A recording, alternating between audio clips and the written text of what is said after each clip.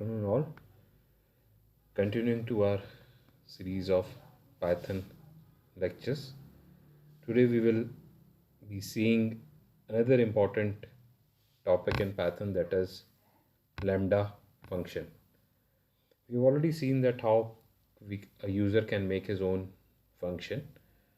To make the user defined functions more powerful and more easy, Python gives us a way to write them using a keyword called lambda. Lambda is basically an anonymous function. Anonymous means we define a function without having any name. The benefit of using a lambda function is that the code becomes little simpler.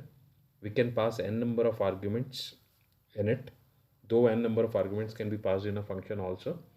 And without writing a return type, it returns a value. The same function can be used to give different type of arguments as and when required. So let's see how to write a lambda function. As you can see in the code in the screen, the first line is a user defined function, a simple function which is written to cube a number. So how do we write this? We give a keyword def, give a name of the function cube, the argument which we are passing, then we write down the return type, and within the return type we write down the code, that the code has to return the cube of the number which is being passed into the function, and the number is assigned to a variable called x.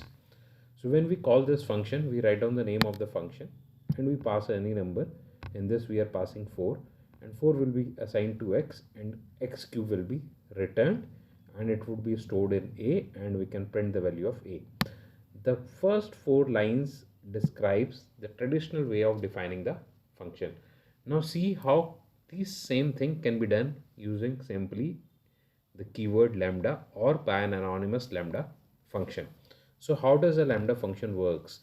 Lambda function uses the keyword lambda, then after writing the lambda, it takes certain number of arguments. We can pass 1 argument, 2 argument, 3 argument, as many number of arguments.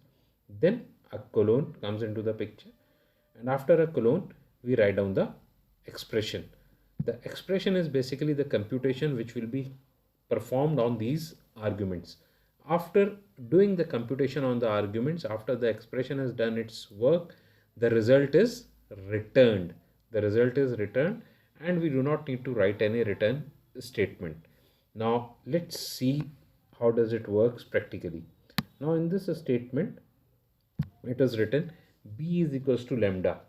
So over here we can say that b is holding the result which will be returned by lambda, and s is an argument which is being passed whenever the lambda function is called. How the lambda function is called, we will see to it. And after this colon, this is a expression which is written. This is the expression which is written. So this expression is same which was written in the return statement, and an argument is passed as it was passed over here in the form of x. Over here we have called as s, and the return statement was doing cube of x. It is similarly it is doing cube of s, and s is can be any value which is being passed whenever the lambda function is called.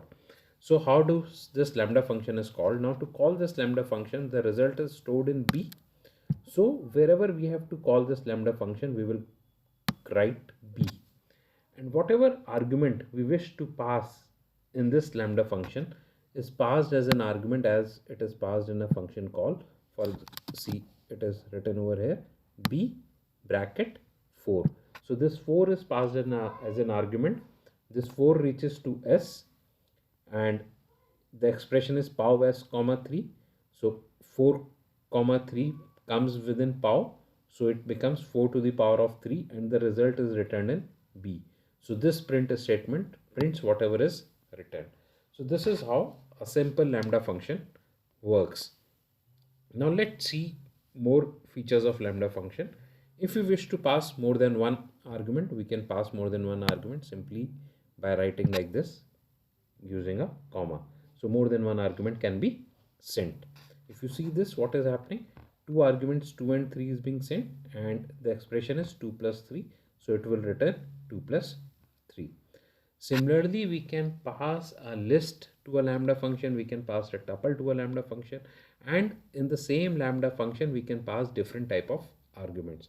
For example, in this case, the lambda function is used to sum the values of the elements of the list, and we call this lambda function and the list is passed.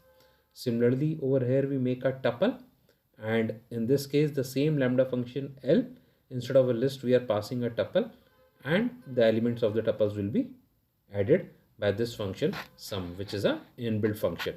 So let's run this program once. Let me clear the screen. Let's run this program and see the output and just these output. See, the first output 64 is given by this function, which is a user defined function. So 4 to the power 3, 4 4 is 16, and 16 4 is 64. Similarly, the same output is given because we have passed the same value 4, but this time we have used a lambda function. Over here, addition was done for 2 and 3 and it returns 5. Similarly, the elements of the list was passed and 14 was returned, because 2 plus 3 plus 4 plus 5 it becomes 14. In the last case, tuples was used and the sum of the values of the elements of the tuples was passed, and it comes out to be 78.